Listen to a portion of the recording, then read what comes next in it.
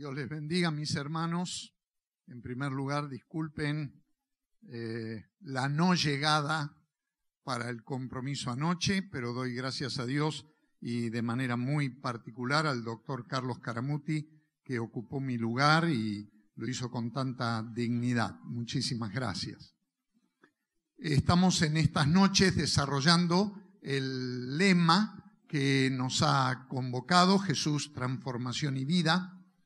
Ayer y decíamos al comienzo que hay por lo menos 3 necesidades que como obra evangélica tenemos que tener presente para el cumplimiento de nuestra tarea aquí en la República Argentina. La primera necesidad es la necesidad de una nueva cristología, una nueva comprensión de quién es Cristo para nosotros hoy y deshacernos de aquellas comprensiones ajenas al Evangelio, ajenas al propio Jesús y de las que tenemos que tener cuidado porque muy fácilmente nos contagian, nos seducen y nos distraen de colocar nuestra fe en el auténtico Jesús y en el auténtico Evangelio que Jesús predicó.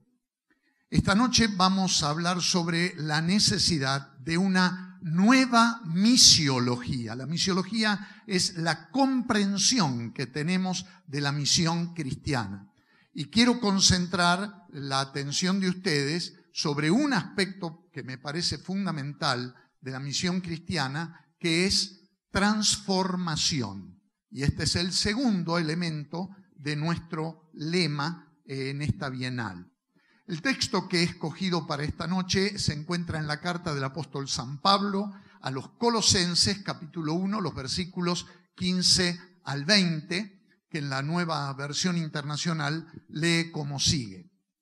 Él es la imagen del Dios invisible, el primogénito de toda creación, porque por medio de Él fueron creadas todas las cosas en el cielo y en la tierra, visibles e invisibles, sean tronos, poderes, principados o autoridades. Todo ha sido creado por medio de Él, de Cristo, y para Él. Él es anterior a todas las cosas que por medio de Él forman un todo coherente. Él es la cabeza del cuerpo que es la iglesia. Él es el principio, el primogénito de la resurrección, para ser en todo el primero, porque a Dios le agradó habitar en Él con toda plenitud y por medio de Él reconciliar consigo todas las cosas, así las que están en la tierra como las que están en los cielos, haciendo la paz mediante la sangre de su cruz. Vivimos en un mundo de rápidas transformaciones. En los próximos 20 años, si el Señor no viene antes, seremos testigos de cambios como nunca hemos imaginado, no solo en términos de su calidad y cantidad, sino también en lo que hace a la velocidad con que se producirán. Frente a una realidad que parece acelerarse cada vez más, la iglesia y los medios que ella utiliza para el cumplimiento de su misión en el mundo deben ponerse a ritmo con los cambios que vienen.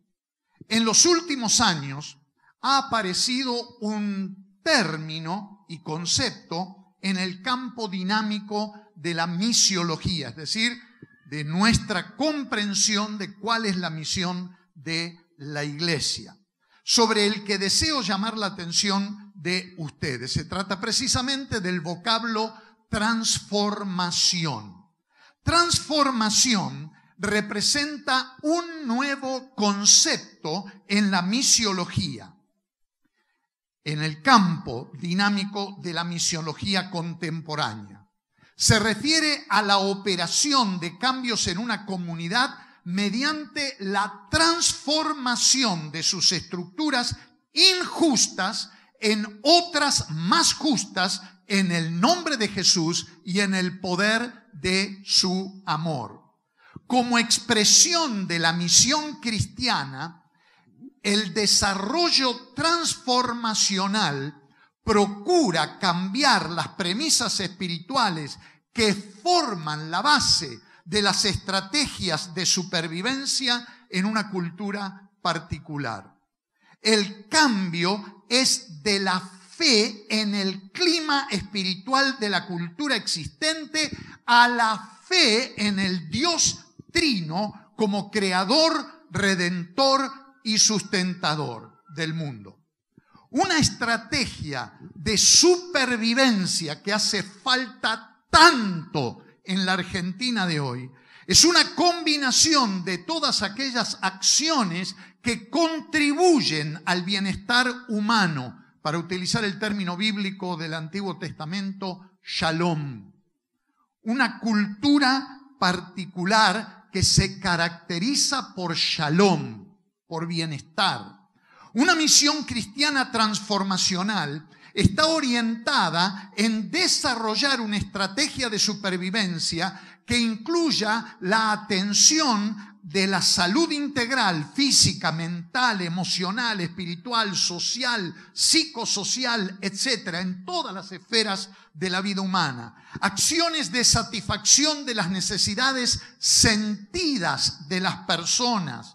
Acciones conducentes a la integración de comunidades humanas solidarias, acciones de proclamación del señorío de Cristo y la presencia de su reino, acciones que resulten en cambios de vida radicales que hagan más humana la vida de las personas conforme al propósito eterno de Dios. La base bíblica para el desarrollo transformacional se encuentra precisamente en este pasaje que hemos leído al principio en Colosenses capítulo 1 versículos 15 al 20. Lo que nos dice este pasaje es que primero que Cristo es supremo en toda la creación. Un proyecto transformacional señala hacia la supremacía de Cristo y afirma que el desarrollo de acciones que mejoran la calidad de vida humana da testimonio del carácter y actividad de Dios a través de Jesucristo. Segundo, dice el texto, Dios reconcilia consigo mismo los elementos de la creación que se ven y los que no se ven a través de Jesucristo. Esta reconciliación es el corazón de un proyecto transformacional porque afecta a todas las áreas de la vida humana y sus relaciones. Tercero, nos dice este pasaje, la paz, Shalom, es el resultado de la obra reconciliadora de Dios a través de Jesucristo. La paz, como un sentido de armonía en la creación, resulta cuando comunidades de personas se dan cuenta que mediante el empoderamiento de Dios, ellas pueden satisfacer sus necesidades físicas, sociales, emocionales y espirituales. Al integrar y actuar para llenar estas necesidades, una iglesia que opera en función de una visión y misión cristiana transformadora, afirma que la obra reconciliadora de Dios a través de Jesucristo no solo trae una vida plena y abundante a cada persona individual, sino que también produce una plenitud de paz en la creación caída y construye una nueva sociedad de justicia, de libertad, de amor, de solidaridad, de paz. ¿Qué es lo que tanto necesitamos? En base a estos conceptos fundamentales, deseo invitarlos esta noche a que me acompañen a reflexionar sobre algunas áreas de transformación esencial que necesitamos en nuestras iglesias, y estoy hablando a las iglesias, en nuestras iglesias, y especialmente en la manera en que éstas llevan a cabo su misión, la misión cristiana. Estimo que hay al menos 6 campos de transformación hacia adentro de las iglesias que debemos operar si es que queremos estar en las mejores condiciones para actuar en el nombre del Señor para la transformación del mundo que nos rodea, la transformación de nuestro país, la transformación de nuestra ciudad donde servimos al Señor. La primera transformación que necesitamos es una transformación filosófica, es decir, un cambio de mentalidad, un cambio de mentalidad. Una mentalidad secular, materialista y hedonista parece gobernar la vida del ser humano, todavía atrapado en los lazos del pensamiento propio de la modernidad. Se admite tácitamente que la vida humana está limitada por la experiencia de los sentidos y que el perseguir el placer es su objetivo. Se busca justificar esta perspectiva con argumentos científicos, aunque la ciencia moderna en realidad no puede apoyarla, porque al liberar al ser humano de las falsas supersticiones y de la magia, la ciencia y la tecnología modernas lo han encerrado sin querer en otra prisión creada por ellas mismas. Esta prisión es una esclavitud a la naturaleza y lo natural. Y así se le han robado al ser humano moderno los aspectos trascendentales y espirituales de su existencia. Lamentablemente, la filosofía fundamental de la modernidad se ha metido profundamente en la manera de pensar de muchos creyentes. La mentalidad de muchas iglesias evangélicas, especialmente las más tradicionales, ha sido formateada con las pautas de la filosofía iluminista, positivista, del positivismo, del racionalismo. Y esta mentalidad moderna ha determinado la forma en que se interpreta, la forma en que se enseña la Biblia, así como ha definido la espiritualidad y la acción de los creyentes. Con el surgimiento de la posmodernidad, ha habido una profunda transformación filosófica que ha resultado en un cambio radical de mentalidad. Esto se está dando en 2 aspectos profundamente fundamentales a tomar en cuenta. Por un lado, la aparición de nuevas formas de conocimiento y por otro lado, la aparición de nuevas formas de vivir el presente. Por un lado, entonces, nos encontramos con nuevas formas de conocimiento. La sociedad en la que estamos viviendo, nos demos cuenta o no, es la sociedad del conocimiento. Sin embargo, como iglesias, no estamos haciendo lo suficiente para que la mayoría de las personas tengan acceso a las nuevas formas de conocimiento y a los nuevos medios de comunicación. Quisiera citar en este punto las tan conocidas palabras de Jesús, adaptándolas a nuestro tema. Cuando el Señor dice en Mateo 19:14, dejen que los niños, y yo diría acá, dejen que todas las personas se acerquen a mí, no se lo impidan, porque el reino de Dios, el gobierno de Dios sobre la vida, es de los que son como ellos, decía Jesús. Es decir, de los que se acercan a mí, de los que se acercan a Jesús. Suele ocurrir con demasiada frecuencia que los creyentes, lejos de ser agentes efectivos para el acercamiento de las personas a la verdad y a su conocimiento, somos su mayor impedimento. En tiempos como estos, es nuestra responsabilidad como hijos de Dios colaborar con otros en la construcción del conocimiento de la verdad, que hace falta tanto en nuestra patria.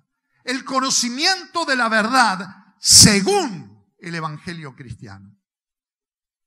Para ser capaces de asumir tremendo desafío, quizás debamos redescubrir la sabiduría de las palabras de Jesús y aprender de una vez por todas que el reino de Dios, es decir, la vida humana tal como Dios la pensó y la creó, es de los que son como ellos, es decir, de los que se acercan a Jesús, como los niños, de los que se acercan a Jesús.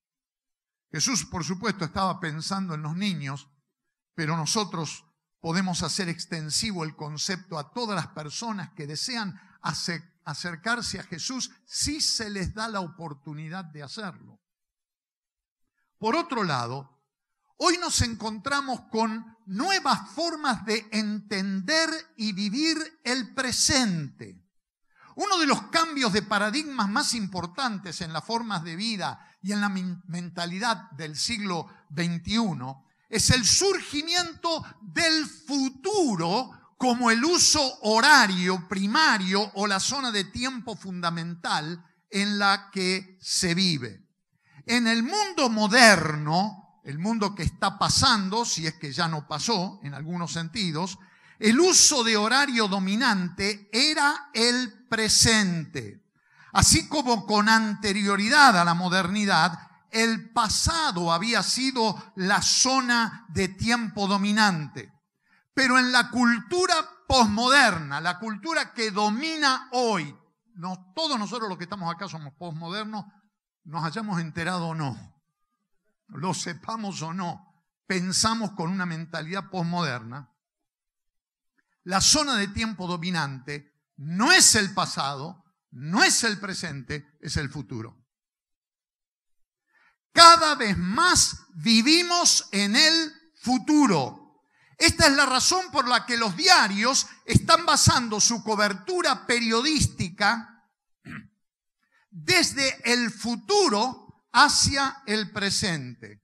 Está ocurriendo un cambio masivo en la manera en que se cubren las noticias. Ahora las notas periodísticas ya no informan sobre el pasado, sino sobre el futuro. Los artículos están basados en predicciones en cuanto a qué películas van a ser éxito de taquilla, qué acciones van a subir en la bolsa, quién va a ganar las próximas elecciones, qué va a ocurrir con el mercado, cuál será la ropa que se va a usar esta primavera, cuál va a ser el tiempo la semana que viene, etcétera, etcétera. Es siempre el futuro. El dólar, los cereales, el petróleo y otras commodities se cotizan según las expectativas que se tengan en cuanto al futuro. Se compran y se venden a futuro. Y esto determina en buena medida su valor presente. Esto es posmoderno. Y todos nosotros estamos enganchados en esto. La mayoría de las personas vive en el tiempo futuro perfecto. Todo el mundo está interesado en el análisis de tendencias, en los anticipos del mañana y en todo tipo de pronósticos, deportivos, lo que sea, pronóstico. ¿Qué es lo que viene? ¿Qué va a pasar? La fija para el día. En el mundo analógico de la modernidad se hablaba de carpe diem, la expresión latina que significa aprovechar el día o aprovechar el momento. Pero así como no hay futuro si se vive en el pasado, tampoco hay futuro si se vive en el presente. En el mundo digital de la posmodernidad se habla de carpe mañana, aprovechá el mañana. Mirá al futuro, aprovechá el mañana, anticipá lo que se viene. Para muchos hoy, el día y el momento pueden ser muy tarde. Lo que hay que hacer es anticipar el mañana o el futuro, es decir, vivir el futuro hoy. El mundo posmoderno va tan rápido que si te quedás con aprovechar el presente te vas a quedar con aire en la mano. Solo los que anticipan el futuro terminarán con algo en sus manos. Esto es igual que con el tiro al platillo, ¿vieron? Cuando ese deporte de tiro al platillo, con una escopeta. Si vos le apuntás al platillo no le va a pegar nunca, siempre tenés que apuntar 1 o 2 metros adelante para que cuando pase el platillo la munición lo alcance.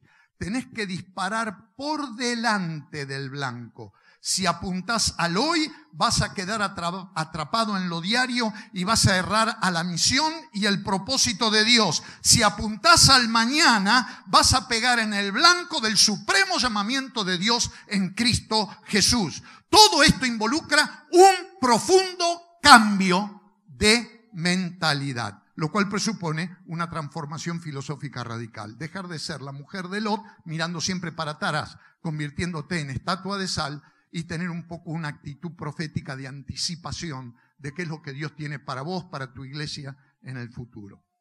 ¿Alguien me sirve un vasito de agua, por favor? Transformación teológica es la segunda necesidad que tenemos. Transformación filosófica, transformación teológica. Un cambio de cosmovisión, un cambio de cosmovisión.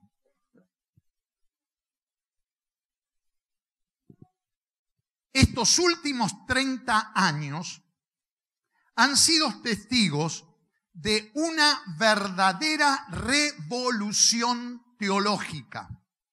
Se está produciendo un cambio profundo en la cosmovisión de los cristianos. Durante siglos hemos sido presas de una aproximación racionalista al Evangelio. Las doctrinas, la ortodoxia y la comprensión razonada de la fe han sido los elementos más importantes o más importantes que ningún otro aspecto de la vida cristiana. En estos años se está produciendo una transformación significativa en la manera en que los cristianos, particularmente en nuestra cultura hispanoamericana o latinoamericana, nos aproximamos a la comprensión de la realidad y del Evangelio. Estamos siendo menos racionalistas y estamos enfatizando más nuestras emociones y sentimientos. La ortodoxia está dando lugar a la ortopraxis, es decir, el creer correcto está dando lugar a un actuar correcto. Vos podés repetir el credo apostólico de memoria y ser un atorrante de 4 patas. El énfasis hoy no está tanto en cuál es el credo que repetís, sino cuál es tu conducta. Si tu conducta es cristiana o no es cristiana, más allá del credo que confieses. Entonces hay un gran cambio en este sentido, es decir, prestamos más atención a nuestro actuar cristiano que a la formulación sistemática y lógica de nuestra fe. El servicio al prójimo está resultando de más valor que la verbalización puntillosa y pulcra de nuestras doctrinas. En algunos aspectos nos parecemos más a los primeros cristianos en nuestra manera de expresar la vida de la iglesia y la espiritualidad. Algunos de estos cambios en las formas no son más que expresión de transformaciones más profundas en la reflexión de la fe. Parece evidente que poco a poco nos vamos moviendo de una tradición institucional y afectada por el paradigma de cristiandad a una comprensión de la iglesia como organismo y comunidad de fe, de una teología filosófica racionalista a una teología del reino de Dios. Una iglesia mundial renovada espiritualmente, como es la iglesia de hoy en todo el mundo, demanda de una teología global y renovada. Por cierto, esta no debe ni puede ser una teología uniforme para todas las personas y en todos los lugares. Esta es precisamente la pretensión de las teologías dogmáticas institucionales, que están en decadencia o extinción como los dinosaurios de épocas remotas. Pero sí hace falta, y yo creo que está surgiendo, una teología global que exprese una comprensión de la fe que sea bíblica, funcional y pertinente. Este tipo de teología parece girar en torno a la idea, al concepto de la soberanía de Dios y a su acción redentora en la historia a través de Jesucristo. El tema del reino de Dios recibe cada vez más atención por parte de quienes se ocupan en reflexionar la fe cristiana. Las demandas de esta nueva teología mundial o global que amplía la manera en que los cristianos entendemos el universo y nuestro papel en el mismo provienen de varias fuentes.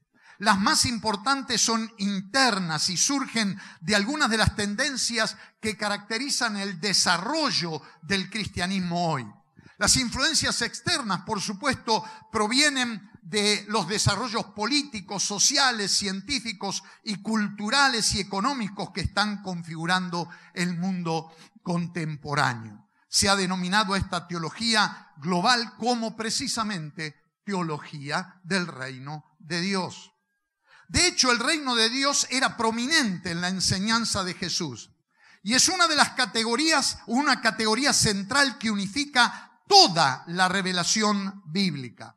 Con el desarrollo de esta aproximación a la verdad revelada y a la experiencia cristiana se están planteando nuevos énfasis. La teología del reino habla de justicia en lo económico, político y social, armonía en lo ecológico y liberación total de la persona para que llegue a ser plenamente humana. Esta teología no es pesimista como la vieja teología. No prevé la destrucción de este mundo, sino su liberación final, como predicaba y enseñaba Pablo en Romanos capítulo 8, versículo 21, por un proceso de muerte y resurrección. No ve al mundo sin esperanza bajo el dominio de Satanás y camino a su aniquilación, sino como el escenario en el que Dios mismo sigue empeñado en lograr la redención de la humanidad a través de Jesucristo. Y nosotros como iglesia somos agentes de este empeño. Ojalá lo entendiéramos alguna vez. Una teología así tiene amplias implicaciones en todas las áreas de la vida de la iglesia, incluyendo la adoración, el compañerismo o la comunidad, el testimonio en la evangelización, la promoción de la paz y la justicia, la relación de la iglesia con los poderes políticos y económicos en la sociedad. Este tipo de teología lleva a la proclamación de un evangelio más integral, a un compromiso cristiano mucho más radical. La iglesia deja de ser una institución meramente religiosa para transformarse en una verdadera agencia del reino de Dios. Como tal, hace propios los dolores y sufrimientos de las personas en el mundo y les ministra con poder y autoridad de Dios, respondiendo de manera inmediata a todas sus necesidades humanas. Este enfoque de la misión torna más pertinente, relevante y eficiente la labor de la iglesia con resultados sorprendentes. Un cambio de filosofía. Un cambio de teología. Necesitamos también, en tercer lugar, una transformación eclesiológica. Es decir, un cambio de relaciones. Un cambio de relaciones. El proceso de la novedosa transformación eclesiológica que parece estar en marcha es igualmente sorprendente. Desde el punto de vista eclesiológico, el protestantismo latinoamericano está dejando de ser marcadamente denominacional para configurar un protestantismo que podríamos calificar de postdenominacional. Nuestro presidente en su discurso informe tocó este punto, yo lo quiero profundizar un poco más. Un protestantismo postdenominacional. En realidad este proceso no es exclusivo de la cristiandad evangélica latinoamericana y se lo puede rastrear hasta varias décadas atrás en todo el mundo. Miren, el sociólogo norteamericano Thomas Luckman analizaba los cambios en la cultura religiosa y en las instituciones religiosas contemporáneas en un ensayo publicado en 1967. 1967, y argumentando sobre la declinación de la religión eclesiástica en los Estados Unidos, señalaba, cito, 1967, uno de los desarrollos más importantes en la religión eclesiástica norteamericana es el procedimiento o proceso de nivelamiento doctrinal. Puede decirse con seguridad que dentro del protestantismo las diferencias doctrinales son virtualmente irrelevantes para los miembros de las denominaciones más importantes. 1967.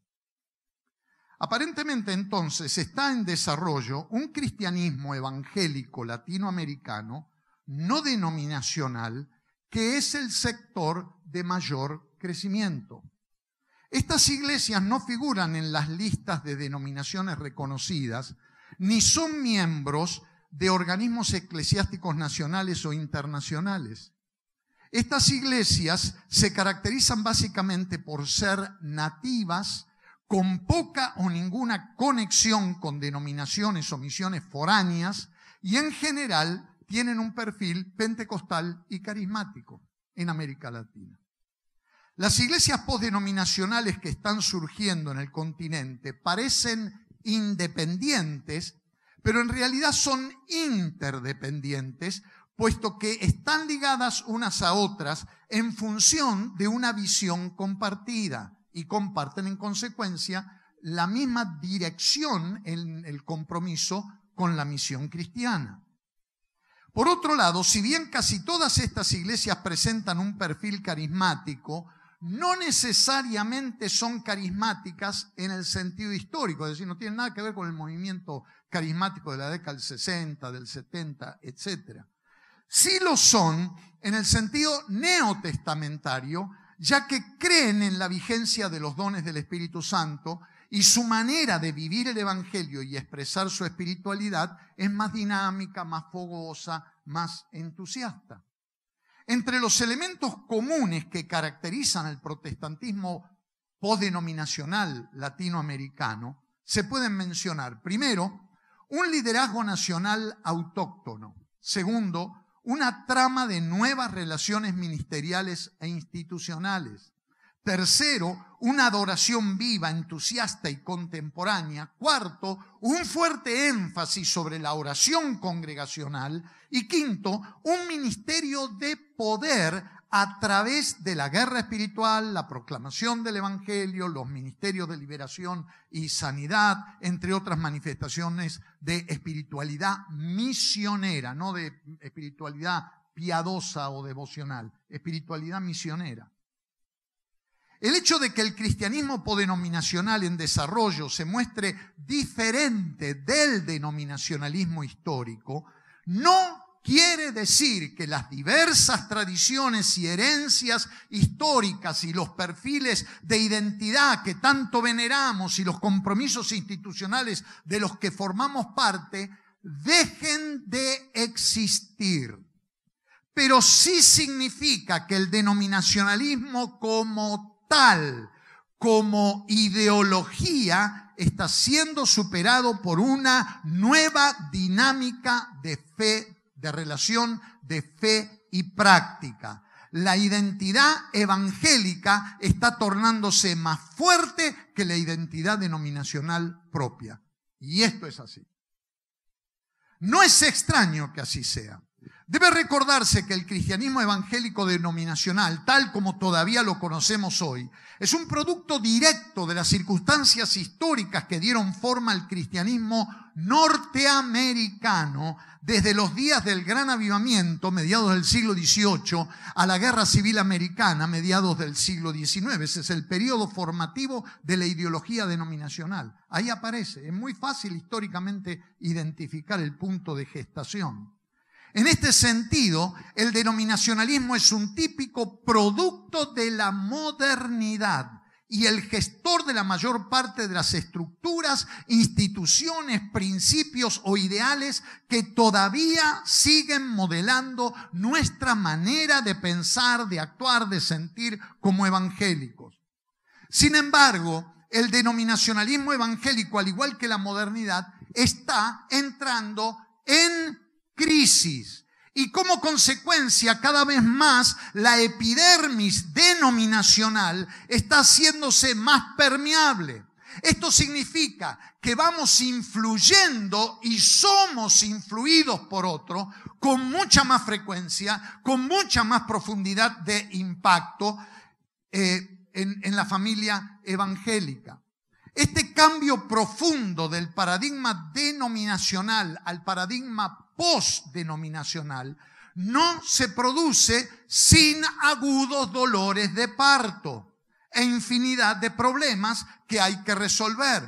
Sin embargo, cuando se lo considera en su conjunto, se percibe que, entre otros factores, está dando lugar a estructuras menos clericales y más participativas y ricas en recursos espirituales. Cada vez queda menos espacio para las estructuras burocráticas. En la iglesia activa y transformada que está emergiendo, hay más oportunidades para el servicio. Cada creyente lleno del Espíritu Santo siempre encuentra posible cumplir su ministerio y servir según los dones que el Señor le ha dado.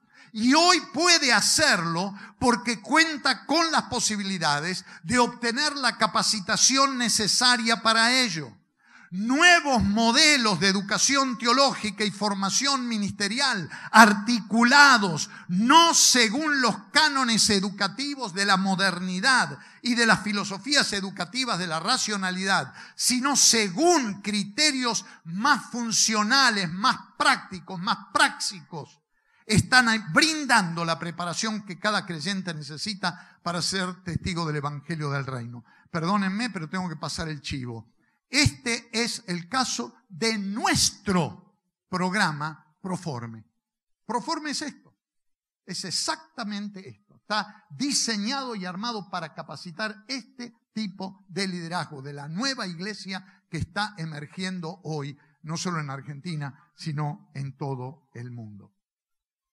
Así pues, como resultado de estos cambios estructurales, se está dando un mayor énfasis sobre el sacerdocio universal de todos los creyentes, una mejor comprensión y aplicación de los dones y ministerios neotestamentarios, nuevas alternativas de formación teológica y ministerial, una integración más orgánica de los distintos ministerios de la iglesia y una trama de relaciones dinámicas basada en el principio de autoridad y sujeción. Las estructuras organizativas que están resultando de este proceso son más orgánicas, menos orientadas hacia la obtención y la conservación del poder y más orientada al cumplimiento de funciones específicas en relación más directa, por cierto, con la misión de la iglesia. La responsabilidad en cuanto al cumplimiento de la misión está cayendo en grado cada vez más creciente en manos de quienes tiene que estar, es decir, de todos los creyentes, de hombres y de mujeres, de jóvenes, de niños, de ancianos que se sienten delante de Dios responsables de hacer algo por la transformación de este mundo. El conjunto de creyentes es el responsable, mientras se está enfatizando más la informalidad y la edificación de la iglesia como comunidad. Hay también más lugar para la iniciativa individual y mayor elasticidad en los modelos estratégicos e institucionales que se siguen. En cuarto lugar, una transformación misiológica. Un cambio de eje. Una de las transformaciones más sorprendentes que están ocurriendo hoy en el mundo cristiano tiene que ver con la obra misionera y la comprensión de la misión de la iglesia. En estos últimos años hemos sido testigos de la revolución misiológica más grande desde que Guillermo Carey salió para la India como misionero desde Inglaterra a fines del siglo XVIII para la India, constituyéndose así en el padre de las misiones modernas. La era de las misiones desde el primer mundo al mundo de la mayoría está terminando. Un nuevo movimiento misionero se está gestando rápidamente. El eje de la obra misionera ya no está en el hemisferio norte, sino en el hemisferio sur. Hoy hay más misioneros provenientes del mundo de la mayoría, lo que antes se llamaba el tercer mundo, pero un término más amplio ideológicamente, el mundo de la mayoría, sirviendo en el planeta que aquellos originarios de Europa o de Estados Unidos. En 1974, el Pacto de Lausana declaraba, cito, nos alegramos de que una nueva era misionera ha amanecido. El papel dominante de las misiones occidentales está desapareciendo rápidamente. Dios está levantando de las iglesias más jóvenes un nuevo recurso para la evangelización mundial y está demostrando así que la responsabilidad de evangelizar pertenece a todo el cuerpo de Cristo. Fin de la cita. En 1980 ya había en operación 13.000 misioneros provenientes de países ubicados en el mundo de la mayoría. En 1988 el número se había aumentado a 35.000. Para 1998 el número de misioneros del mundo de la mayoría superaba al número de misioneros originados en Europa y en los Estados Unidos. 1998. Desde entonces estos números se han ido multiplicando notablemente. ¿No es esto un acontecimiento sorprendente? Para todos aquellos distraídos o ignorantes que por ahí dicen que los evangélicos somos agentes del imperialismo yanqui, ¿de qué imperialismo yanqui me van hablando si hay más argentinos misionando en Estados Unidos que norteamericanos misionando acá? Eso es ignorancia. Esta situación está cambiando de una forma extraordinaria. La transformación misiológica tiene que ver también con los agentes de misión. Tradicionalmente, los protagonistas de la obra misionera y los agentes pastorales han sido, pero no pisarle los callos a nadie, varones. El perfil heroico, la demanda de renunciamiento y valor, la idea del misionero explorador y el pastor caudillo han hecho del ministerio pastoral y misionero prácticamente una tarea exclusiva para varones. Las mujeres han estado relegadas al papel de esposas, madres, promotoras de ofrendas, organizadoras de la oración, especialistas en la evangelización infantil u otras funciones tenidas como más o menos secundaria. El poder lo ejercen los varones. Esta situación está cambiando rápidamente en nuestros días. La ordenación de mujeres al ministerio pastoral está en aumento vertiginoso en todo el mundo. En un continente de cultura tan machista como es América Latina, el número de mujeres en el ministerio pastoral y misionero también está en aumento. Ya hay una enorme cantidad de mujeres ordenadas al pastorado en las iglesias evangélicas en América Latina y en la República Argentina. Yo quisiera saber si las casi 20 hermanas que yo ordené al pastorado son miembros de la Asociación de Pastores o todavía les seguimos cerrando las puertas. Porque la mayoría de ellas están al frente de congregaciones y hermosas congregaciones, sirviendo al Señor con todos los dones que Dios les dio. Es probable que en los próximos años el número de mujeres ordenadas al pastorado, chicas, y al ministerio misionero por las iglesias evangélicas del continente se multiplique considerablemente. Lo necesitamos desesperadamente. Ahora, escuchen esto, el ingreso de las mujeres a una participación más significativa en el liderazgo de las iglesias tiene implicaciones importantes.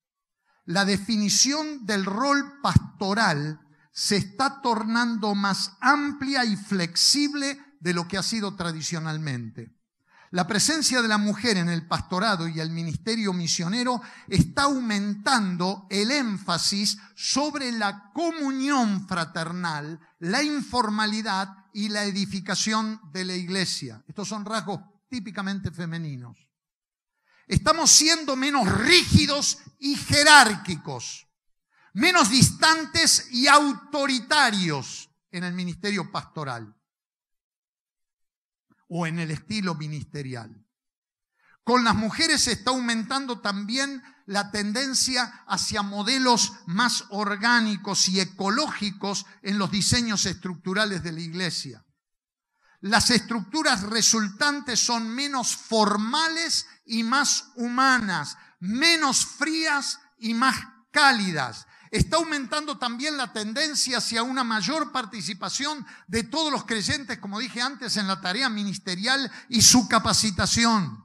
Las congregaciones tienden a parecerse más a una familia que a un club, más a una comunidad fraternal que a una asociación religiosa o de bien público, más a un organismo vivo que a un culto ritual o a una institución eclesiástica. Y esto solo por un papel más protagónico de las mujeres en las iglesias.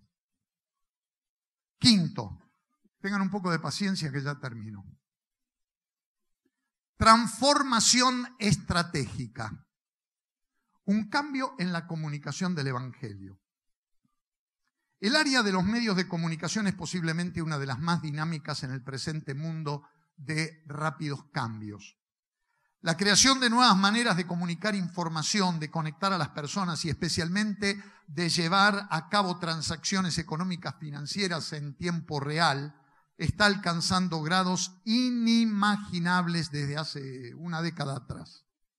Ya no se trata simplemente de un acceso cada vez más masivo a las computadoras, sino de la capacidad de potencia disponible a las personas para usar una de las herramientas más poderosas,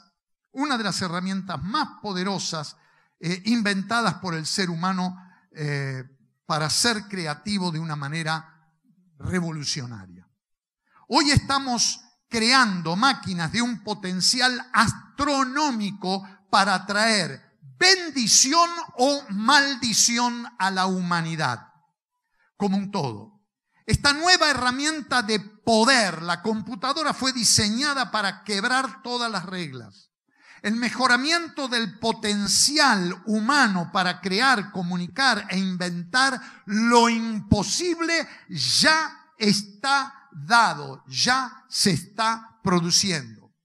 Si a la revolución de la computadora agregamos la revolución todavía mayor del desarrollo de la Internet, la aceleración de la innovación adquiere un nivel de velocidad exponencialmente mayor.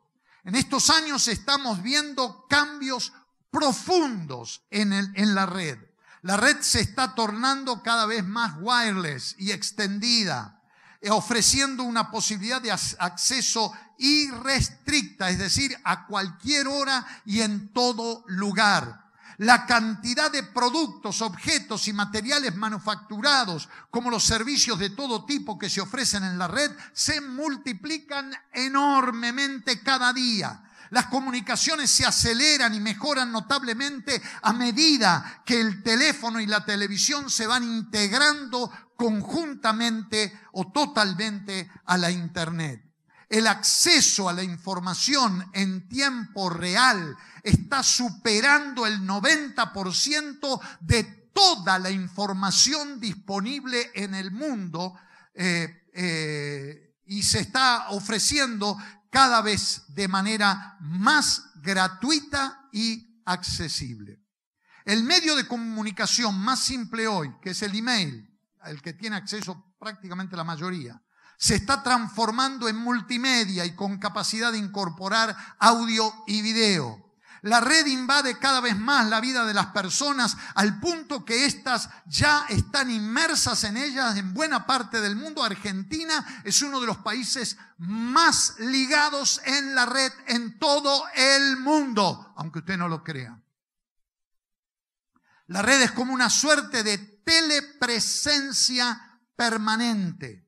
La velocidad con que estos y otros procesos en el campo de las comunicaciones están ocurriendo es sorprendente. La ley de Moore, creada por Gordon Moore, uno de los fundadores de Intel, dice que el poder de la computación se duplica cada año. La segunda ley de Moore dice que en este mismo periodo de tiempo, un año, el costo del poder de la computación cae por la mitad. Las computadoras cada vez son más baratas y tienen cada vez más potencia. Es decir, hoy es posible conseguir el doble de poder por la mitad de precio.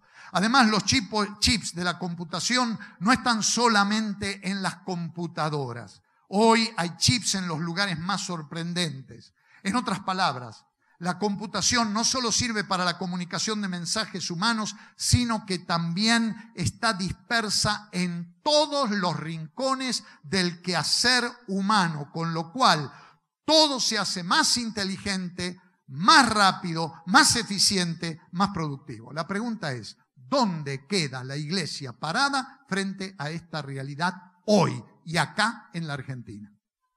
¿Dónde estamos parados?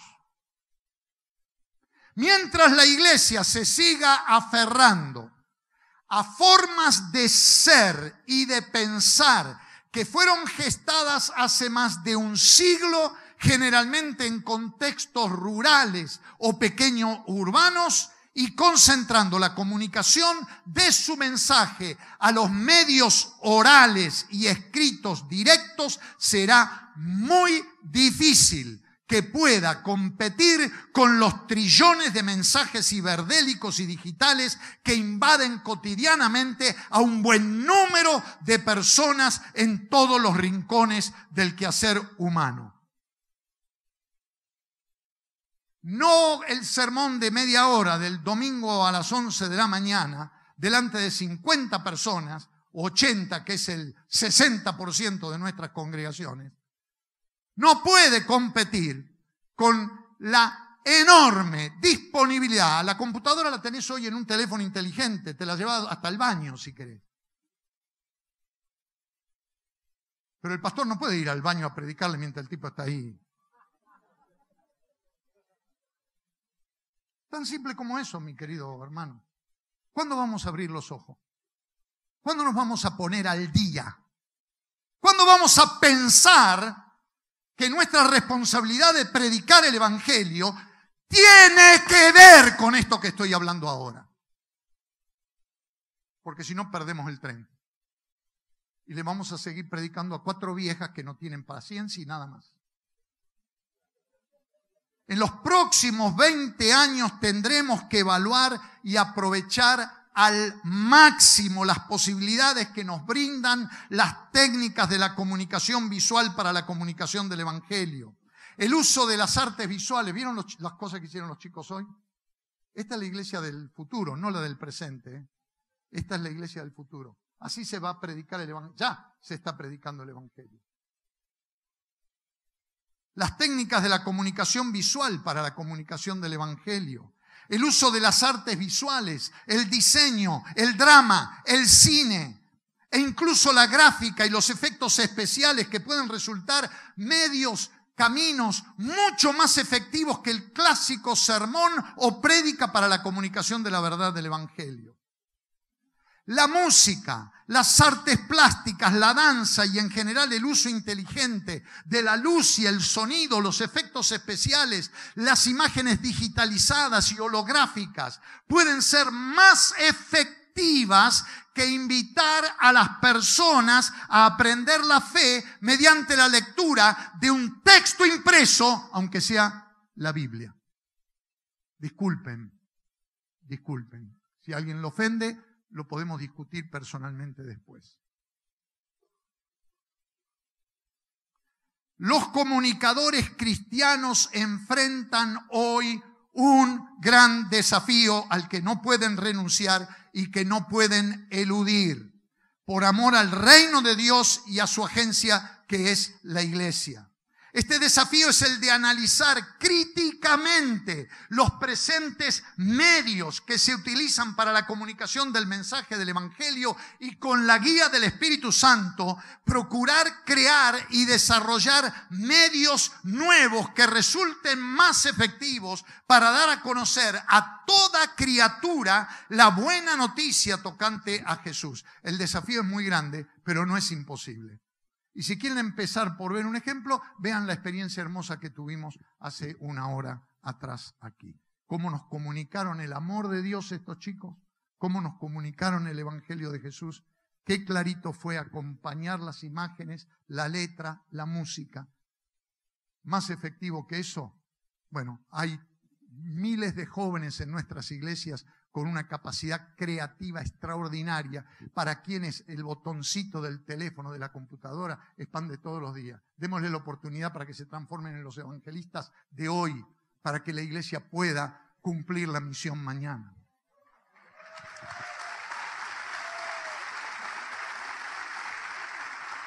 Y por último, más de uno estará diciendo, ¿por qué no se quedó en Buenos Aires este? Por último, discúlpenme la palabra, no es mala palabra, necesitamos una transformación praxeológica. Nadie diga que te recontra porque es un término técnico en la teología. Una transformación praxeológica significa un cambio práctico, básicamente en la actitud, en nuestra actitud. Junto con estos cambios se están dando otros a nivel de las actitudes de los creyentes. Tales cambios son expresión de una revolución, otra vez, praxeológica. Una revolución que tiene que ver con la actitud práctica, cómo enfrentamos la realidad y los desafíos de la realidad. Es decir, un cambio en la esfera de la acción y la conducta de los creyentes, como expresión de su fe. Esto tiene que ver con el compromiso de cada creyente con la realidad y operatividad del reino de Dios. La traducción a la vida de todos los días de una teología del reino de Dios cristocéntrica, encarnacional y que afirma el señorío absoluto de Cristo sobre todos los órdenes de la vida humana, está produciendo cambios notables en la actitud de los cristianos, de muchos cristianos. Como hemos visto, hay indicaciones de que Dios está haciendo su parte para redimir al mundo en esta generación. Pero cabe considerar el compromiso que corresponde a cada creyente en este proceso. La influencia y presencia del cristiano y de las iglesias en el mundo de hoy es necesaria y más necesaria que nunca antes. La República Argentina, más que nunca en toda su historia, hoy necesita de la actitud más positiva, más participativa, más comprometida con el Evangelio de Jesucristo para la transformación de nuestra patria, conforme a la voluntad de Dios. En este sentido, el sometimiento incondicional al señorío de Cristo es el elemento fundamental para la obtención de la victoria en estos años de esfuerzo y testimonio, de desafío que estamos viviendo. Si Jesucristo no es el Señor de tu vida, no podés vivir una vida abundante y plenamente humana. No importa si levantaste tu mano después de una predicación manifestando que lo recibías como tu Salvador, o que te hayas bautizado en testimonio de tu fe, o que seas un miembro activo de una iglesia local. No cuenta que estés sirviendo en la iglesia o cuentes con una buena formación teológica o tengas la mejor disposición de tu corazón para aprender las enseñanzas de Jesús. La salvación no es meramente una experiencia puntual de conversión en el pasado, sino una vivencia y proceso continuo que se expresa en una permanente entrega al Señor y en un compromiso renovado de sometimiento a Él cada día, cada día. Esto es lo que la Biblia llama santificación.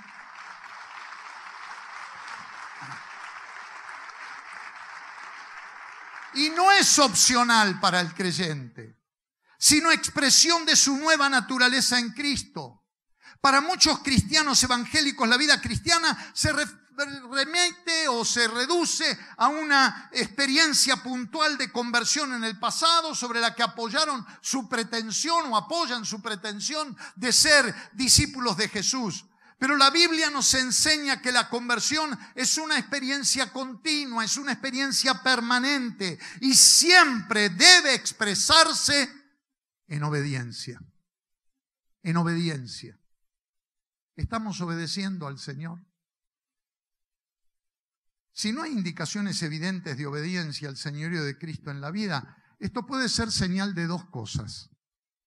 Por un lado, puede ser que la persona no tenga el Espíritu de Cristo obrando en ella. Pablo dice que la única manera de vivir según el Espíritu es si el Espíritu de Dios mora en nosotros. Y afirma categóricamente en Romanos 8:9, escuchen, si alguno no tiene el Espíritu de Cristo, no es de Él, no es de Él, no es de Él. Por otro lado, puede ser que el Espíritu está plenamente en la persona creyente, pero como dice también el apóstol Pablo en Efesios 4:30, está contristado por lo que esa persona hace, porque hace lo que no debe. O puede estar apagado, según enseña San Pablo en 1 Tesalonicenses 5:19, porque la persona deja de hacer lo que sabe que tiene que hacer, en cumplimiento de la voluntad de Dios. Cuando el Espíritu mora plenamente y actúa a través del creyente, esto se ve en su obediencia al señorío de Cristo.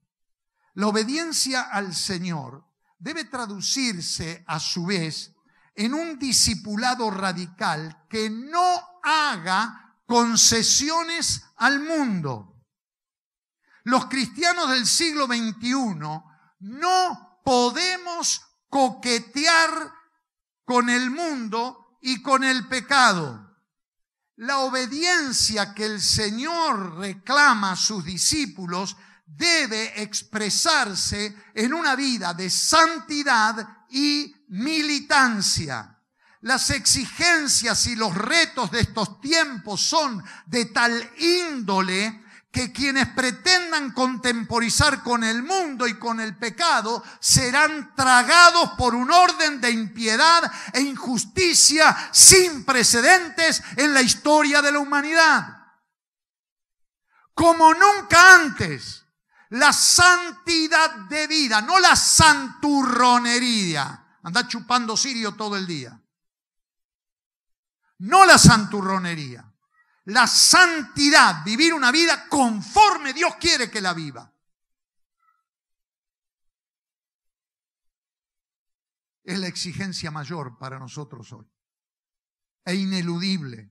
No nos podemos hacer los burros frente a esto, los indiferentes, ni siquiera mirar para otro lado. Es la exigencia mayor para todos los creyentes y particularmente para los siervos y las siervas de Dios.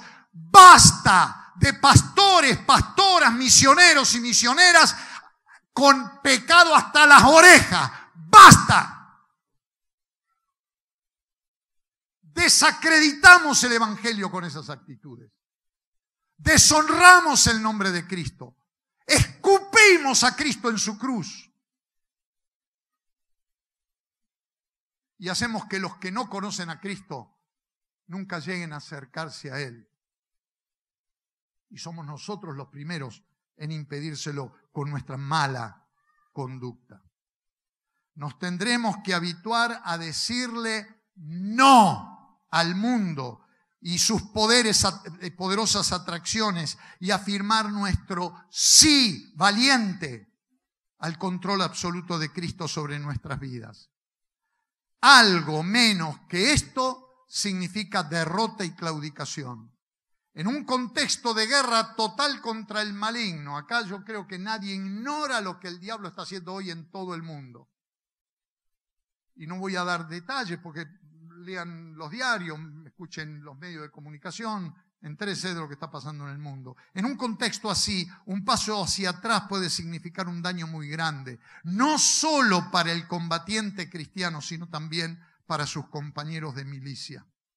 Por cierto, estos no son los únicos factores a tomar en cuenta al reflexionar sobre la realidad presente con miras a las tendencias que parecen indicar el protagonismo del protestantismo en el presente y el importante papel que las iglesias tienen en este proceso con miras hacia el futuro. De todos modos, cabe preguntarse qué significado puede tener todo esto para cada uno de nosotros hoy y en el futuro. Hermanos, hermanas, necesitamos una nueva misiología, una nueva comprensión de la misión, centrada en torno a una profunda transformación como eje de nuestra acción como iglesias. Y esta transformación, en la propuesta que les hago esta noche, limitada por cierto, es por lo menos en 6 esferas. Una transformación filosófica con un cambio de mentalidad, una transformación teológica con un cambio de cosmovisión, una transformación eclesiológica con un cambio de relaciones, una transformación misiológica con un cambio de eje, una transformación estratégica con un cambio en la manera en que comunicamos el Evangelio y una transformación praxeológica, práctica en el campo con un cambio de actitud. Que el Señor nos ayude para que al reflexionar esto con más tranquilidad, con más pausa, podamos encontrar aquí palabra del Señor para cada uno de nosotros y para nuestras iglesias. Que así sea.